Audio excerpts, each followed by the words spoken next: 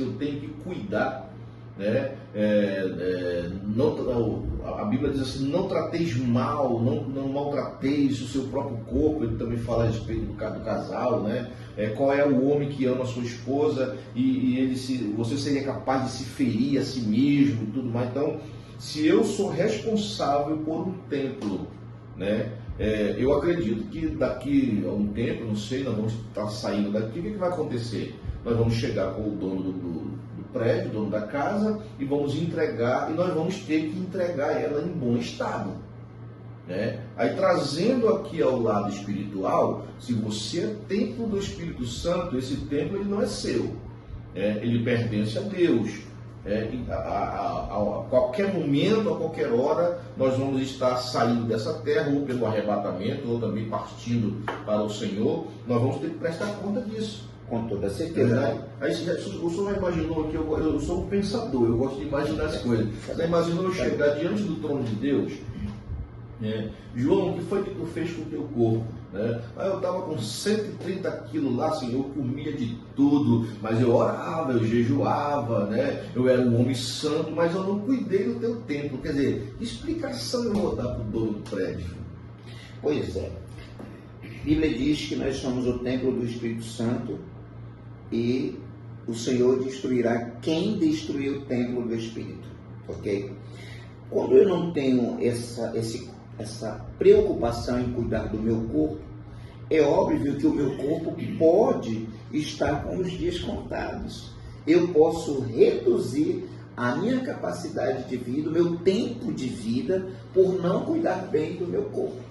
Alguém que está com sobrepeso, que não faz os seus check-ups, que não cuida periodicamente, que não procura dormir bem, se alimentar bem, é óbvio que essa pessoa vai viver menos, e com uma qualidade de vida menor. O senhor concorda comigo? Concordo. Então, se a gente buscar as informações teológicas, informações bíblicas, nós vamos ver que Deus nos orienta a cuidar do corpo. E não só do corpo, mas da alma e do espírito. O senhor falou agora algo interessante, eu me lembrei, eu comecei a fazer um propósito de caminhada de 1 hora. Eu ia deixar ela no trabalho, eu parava aqui naquela entrada nova ali, que tem uma estrada bonita, 2 ou 3 ladeiras, desculpe aí, eu me lembro tipo assim, eu sou pastor, hoje à noite eu vou pregar, geralmente à tarde eu me tranco aqui ou ali no quarto, aí eu boto um louvor, eu vou preparar minha mensagem, eu vou estudar. Aí já aconteceu tipo assim, hoje eu vou ministrar, hoje é domingo, e a minha mente não encontrava nada, preocupação, tudo. Aí eu saí para fazer a caminhada, dei aquela suada, dei aquela corrida. Quando eu cheguei em casa, eu sentei aqui, aí parece assim que desentupiu o canal. Aí a minha mente ficou aquele relaxamento, eu fiquei ali tranquilo. Aí a minha mente começou a... Vou pregar isso aqui, quer dizer, parece que estava como as veias do coração, estava entupida, não estava enviando para lá o sangue necessário. Assim, eu me senti assim, como o senhor falou agora há pouco, eu lembrei que um dia aconteceu isso comigo, doutor. O corpo, quando você colocou em atividade o seu corpo, ele gerou hormônios de paz, de prazer e aliviou sua mente. O nosso cérebro, ele é um órgão muito complexo. Nós ainda precisamos estudar muito para entender melhor o nosso cérebro. Mas é importante a gente entender pelo menos os pontos básicos.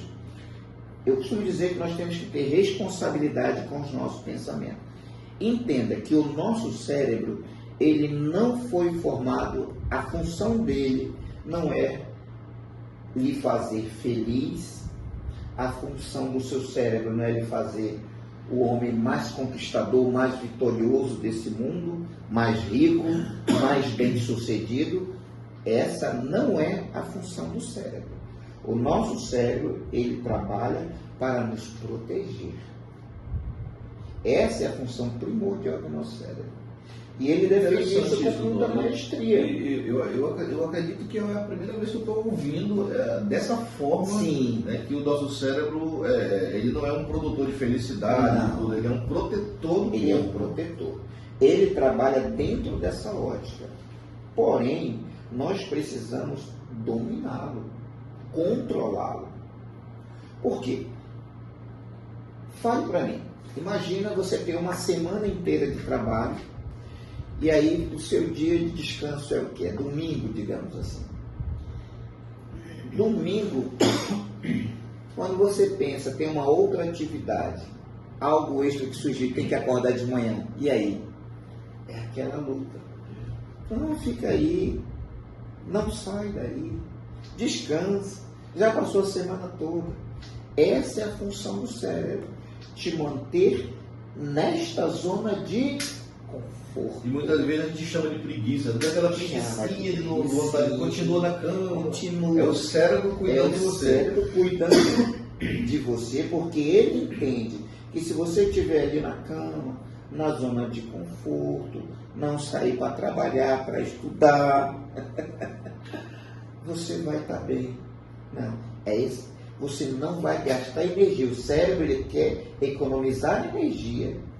E se você não entender isso, você vai deixar de executar muitas coisas. Então você tem que construir um novo pensamento. Eu queria saber quem é que tem ânimo de acordar, por exemplo, de madrugada e sair para correr, para malhar, né? Tem pessoas que têm isso, né? Sempre, hoje eu não quero, hoje não dá, não, eu vou amanhã, já passou o horário, porque o nosso cérebro ele trabalha contra nós nesse aspecto. Ele quer economizar energia. Então é preciso você romper com ele. Você precisa construir novas sinapses, novos pensamentos. Senão você não vence. Quando a pessoa não tem esse entendimento, fica difícil. Gente, o nosso tempo corre, o nosso tempo acelera, essa conversa está muito boa. Eu quero aqui desafiar você mais uma vez, você que está nos assistindo aí, a conversa está muito boa. Comente aí, deixa aí o seu comentário, sua pergunta, né? Ou uma ideia, alguma coisa aí para que nós possamos aqui fazer cada vez um programa melhor. Eu quero aqui já deixar um outro convite aqui para o doutor, eu sei que ele é muito ocupado, né? Marcar um outro, e de repente a gente pode fazer aqui um programa semanal aqui, doutor. E tem um tema que eu gostaria que o senhor trouxesse para nós, para nos esclarecer. Eu também estou fazendo o curso de terapeuta cristão na FATEB, né? Onde o doutor também lá é um dos instrutores lá que nos orienta, nos ajuda. E eu tenho me preocupado bastante em correr atrás de conhecimento a respeito dessa área. E, doutor, só para nós deixarmos aqui um gostinho de saudade para talvez na próxima semana vir. Psicanálise, psicologia e terapia. São três coisas totalmente diferentes, mas que precisam ser usadas juntas. E psiquiatria. E psiquiatria, no caso são 4. Nós vou conversar com ele para ver um tempo aí que ele tem aí de folga não, porque a vida do homem é corrida, né? Você viu aí o currículo do homem. Então eu quero lançar esse desafio para o senhor para que nós possamos voltar novamente aqui ao Café com Fé e tratarmos esse assunto dessas quatro, como é que eu posso dizer? Temas que tratam de saúde, isso, né? 4 temas. Por que o meu interesse? Porque algumas pessoas têm me procurado e eu ainda não tenho conhecimento total do assunto, né? Então procurei quem tem para esclarecer. Alguém perguntou, pastor João, você está fazendo curso de terapeuta, tem a ver com a psicologia, tem a ver com a psicanálise? E eu fiquei ali um pouquinho sem saber o que responder. Mas eu lanço esse desafio para o senhor, para que nós possamos aí numa próxima semana, ou na próxima terça, se o senhor não tiver algo aí agendado, de nós voltarmos aqui novamente para trazer esse assunto em pauta. Doutor, nós estamos aí já encerrando o nosso programa, mas eu queria que o senhor deixasse aí uma palavra de consideração às pessoas que estão nos assistindo a respeito de como cuidar dessa saúde emocional. O senhor falou aí agora há pouco, e eu guardei aqui na minha mente, de coisas que nós alimentamos a nossa mente, filmes, músicas, novelas, o que seria esse algo sadio que eu posso colocar na minha mente que vai me ajudar? Excelente pergunta, pastor João. Eu diria para você, primeiramente, que você precisa hoje, mais do que nunca, de ter responsabilidade com as suas emoções. Nós queremos conhecer muitas coisas, queremos viajar para muitos lugares, nós queremos descobrir coisas novas. Isso não está errado. Mas se tem uma viagem que você precisa fazer, é para dentro de você mesmo. O autoconhecimento. Se você juntar o autoconhecimento com o conhecimento do alto, você vai ter uma vida plena. Então é fundamental que você procure se conhecer. As pessoas não se conhecem. Por exemplo, o que você faria se você soubesse que a pessoa que você mais ama não está mais entre nós? Qual seria a sua reação se alguém te causasse uma calúnia, levantasse um falso testemunho contra você? Qual seria a sua reação se você perdesse o bem mais considerável que você tem na vida? Sabe? São situações que nós ainda não sabemos como reagir, mas isso pode acontecer. E quando você procura conhecer as suas emoções, fica mais fácil administrar as dificuldades da vida. Então, o autoconhecimento hoje é essencial. Outro ponto muito importante que eu quero deixar para os seus seguidores, tá certo aí, pastor? Eu também sou das antigas. Vai para o seu Os nossos seguidores, né? Aprenda a ter responsabilidade com o que você pensa. Porque o que você pensa, eu posso explicar rapidinho essa dinâmica? Temos mais uns minutos aí. Existe uma dinâmica que nós chamamos que define a vida, as suas ações. Pensamentos. Pensamentos, sentimentos e comportamentos. Quando você desenvolve pensamentos negativos, pensamentos de fracasso, ninguém me ama, ninguém gosta de mim, não me compreendem, eu não sou aceito, eu não vou vencer, eu não vou passar, eu não vou conquistar essa vaga, eu não vou ficar boa, não vou me curar. Esse tipo de pensamento, ele gera um sentimento. Imagina, pense agora naquele seu amigo que lhe emprestou aquele dinheiro que era urgente e hoje nem atende sua ligação para devolver.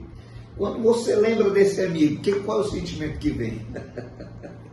Pois é, vem a tristeza, vem a raiva, me enganou, não me pagou. Né? Então você passa a sentir o que você pensou. E depois que você sente algo, você passa ao terceiro módulo, que é a reação. Então a gente pensa, a gente sente e a gente reage. Então, se eu pensar coisas positivas, coisas boas, se eu colocar na minha mente bons programas, boas leituras, né? Se eu utilizar o meu aparelho para verificar situações que vão me trazer bem-estar, orientação, tirar as minhas dúvidas, obviamente que eu vou ter um comportamento diferente. Então a gente pensa, a gente sente e reage. Como é que você tem agido? Só pelos impulsos? Só pelas emoções? As emoções, elas passam. Elas vêm e passam. E tem muita gente agindo pelas emoções. Então é importante você compreender que você precisa ter responsabilidade com os seus pensamentos. Porque esses pensamentos e esses sentimentos vão gerar atitudes, assim como geram palavras. Vão se transformar em palavras o que você pensa. E nós entendemos, a neurociência entende que o nosso cérebro, ele reage de acordo com as palavras. É incrível isso. Então, no momento em que eu digo, eu nem gosto de falar assim, mas vamos lá, fulano falou que não vai conseguir, não vai vencer, não vai dar certo, o seu cérebro pega essas palavras e ele entende isso como verdade. E ele vai criar mecanismos para que você não consiga mesmo. É como se fechasse as portas. Mas não é o seu cérebro. Mas diante da dificuldade, diante da adversidade que todos nós temos e temos que passar por elas, você diz, eu vou conseguir, eu vou me esforçar. Está difícil, mas eu vou vencer. Sabe o que acontece? O seu cérebro entende que ele precisa criar caminhos para a solução. A sua mente se abre e você vai encontrar alternativas que você não via.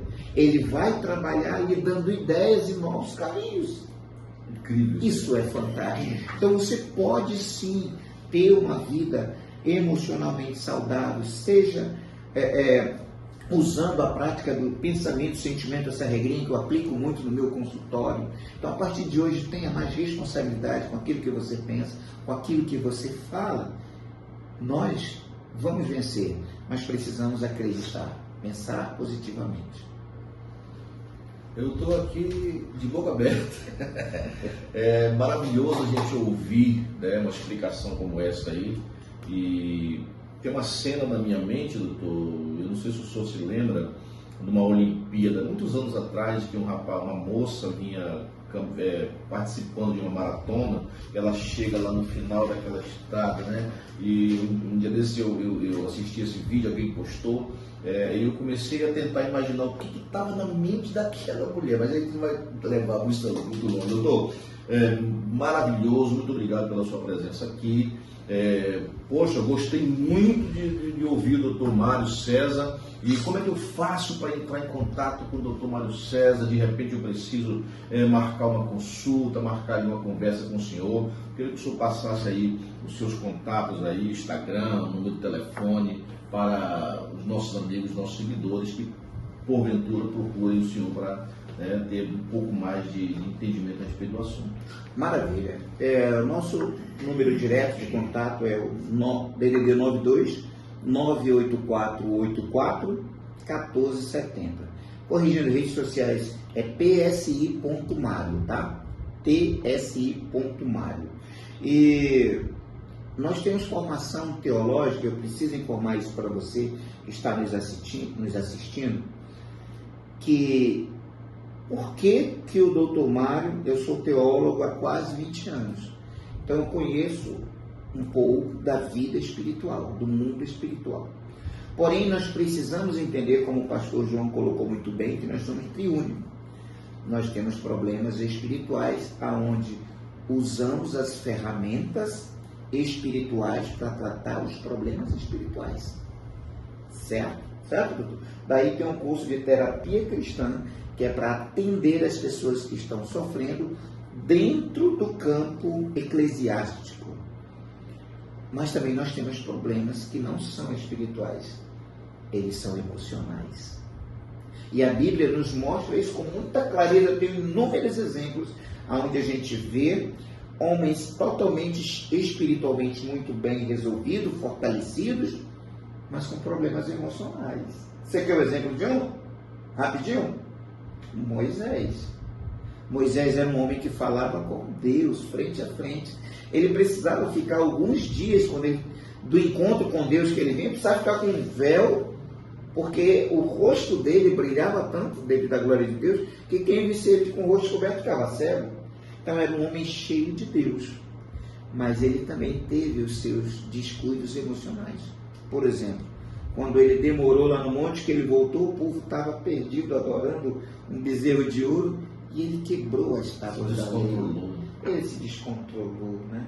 E existem consequências.